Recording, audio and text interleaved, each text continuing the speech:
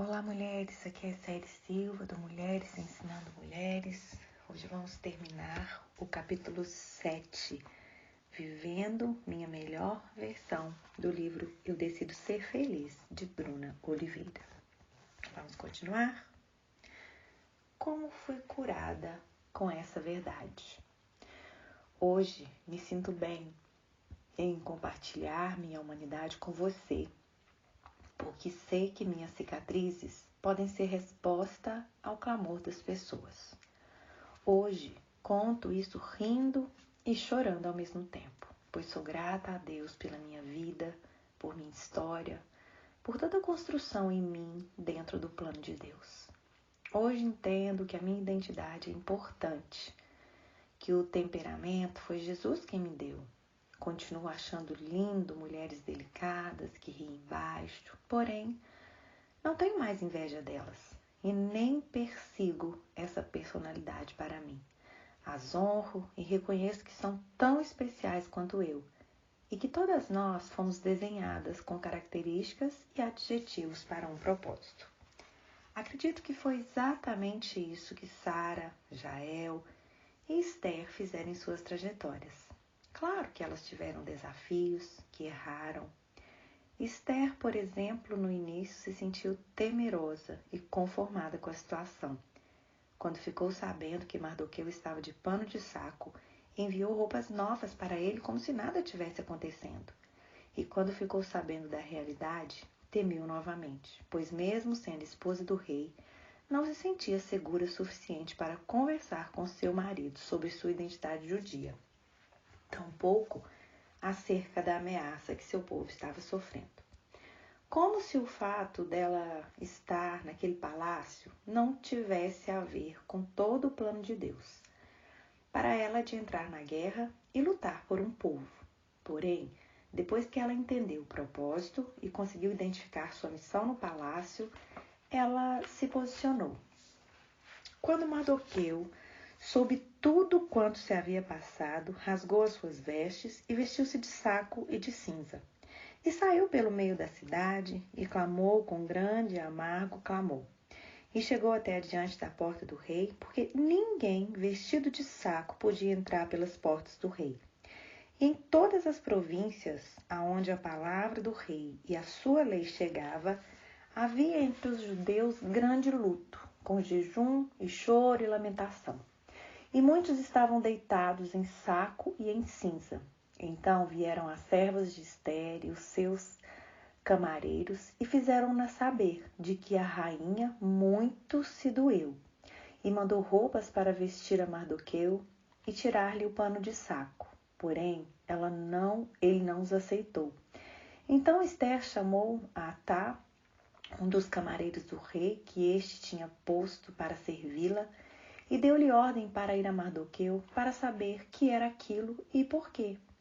E saindo Atá, Mardoqueu, à praça da cidade, que estava diante da porta do rei, Mardoqueu lhe fez saber tudo quanto lhe tinha sucedido, como também a soma exata do dinheiro que Amã dissera que daria para os tesouros do rei pelos judeus, para destruí-los. Também lhe deu a cópia da lei escrita, que se publicara em Susã para os destruir, para que a mostrasse a Esther, e a fizesse saber, e para lhe ordenar que fosse ter com o rei, e lhe pedisse e suplicasse na sua presença pelo seu povo. Veio o povo a Atã, e fez saber a Esther as palavras de Mardoqueu. Então falou Esther a Atã, mandando-o dizer a Mardoqueu: todos os servos do rei e o povo das províncias do rei bem sabem que todo homem ou mulher que chegar ao rei no pátio interior sem ser chamado, não há senão uma sentença, a de morte. Salve-se o rei estender para ele o cetro de ouro, para que viva. E eu, nestes 30 dias, não tenho sido chamada para ir ao rei. E fizeram saber a Mardoqueu as palavras de Esther. Então Mardoqueu mandou que respondesse a Esther: não imagines no teu íntimo que por estares na casa do rei escaparás só tu entre todos os judeus. Porque se de todo te calares neste tempo, socorro e livramento de outra parte sairá para os judeus. Mas tu e a casa de teu pai perecereis. E quem sabe se para tal tempo como este chegaste a este reino?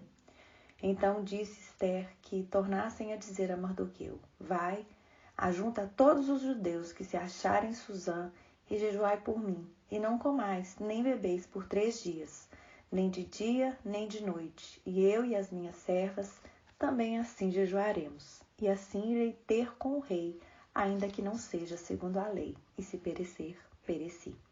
Ester 4, do 1 ao 16. Temos que aprender a reconhecer e aceitar Deus na nossa história, inclusive em nossas dificuldades, até porque o poder dele se aperfeiçoa nelas. E disse-me: A minha graça te basta, porque o meu poder se aperfeiçoa na fraqueza. De boa vontade, pois, me gloriarei nas minhas fraquezas, para que em mim habite o poder de Cristo.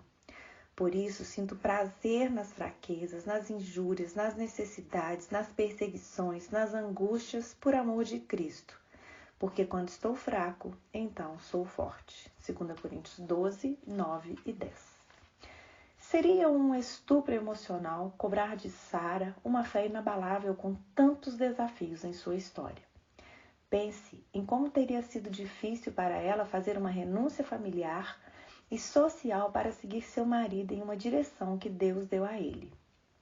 Lendo na Bíblia, nós ficamos felizes com tamanha generosidade em deixar tudo, mas se formos nos colocar no lugar dela, penso que essa atitude não é tão romântica assim.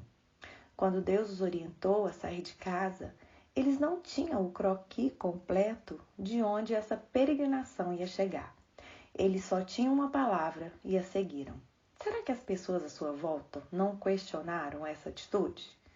Talvez até pudessem ter dito ser um grande exagero.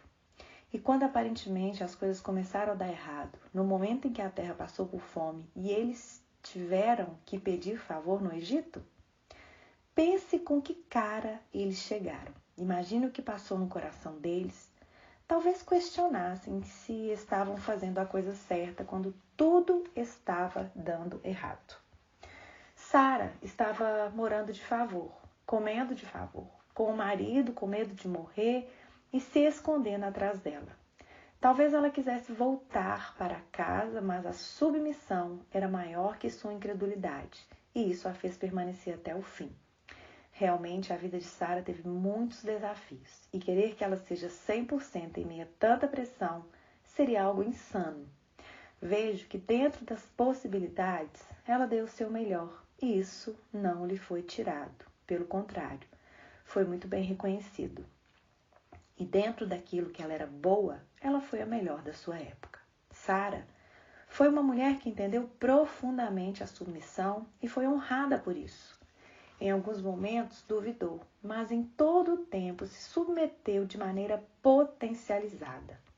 No quesito submissão, não teve alguém igual Sara, e creio que isso a equilibrou nos momentos de escuridão na sua caminhada, pois aquilo que ela tinha de bom iluminou as suas piores noites.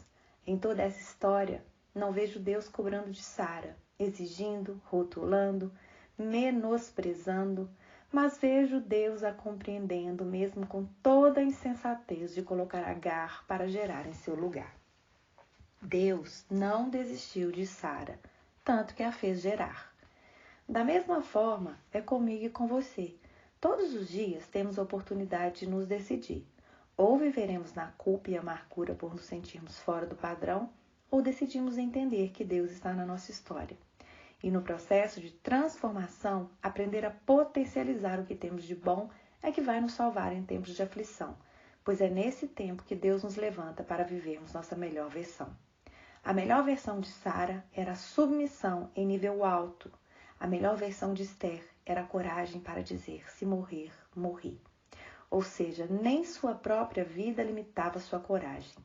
A de Jael era a autoridade, pois ela nem precisou sair do ambiente doméstico para viver seu ministério de libertação, porque Deus levava os inimigos para morrer sob suas estacas dentro da sua casa, vivendo como no lar. Parafraseando, sua autoridade era tão grande que ela nem precisava sair de casa para ministrar ou pregar no lugar onde estava acontecendo a guerra para a tomada de território, pois Deus trazia o inimigo para morrer na sua mão. Vejo muitas Jaés que não têm noção do tamanho da sua autoridade por acharem sua vida comum demais. Vivem um ambiente doméstico com intensidade, são ótimas esposas, donas de casa, são mulheres que não saem para ministrar, que não têm agenda em igrejas, que não têm o microfone nas mãos, mas as estacas do seu lar são fortes o suficiente para matar inimigos territoriais. Diante disso, minha querida, o meu desejo é que você se valorize ainda mais, reconhecendo sua história como um grande plano de Deus na Terra, os seus dons e até mesmo a falta deles, como ferramentas para o cumprimento do propósito. Decida potencializar tudo que Deus te deu, maximizando seu temperamento naquilo que Ele tem de bom.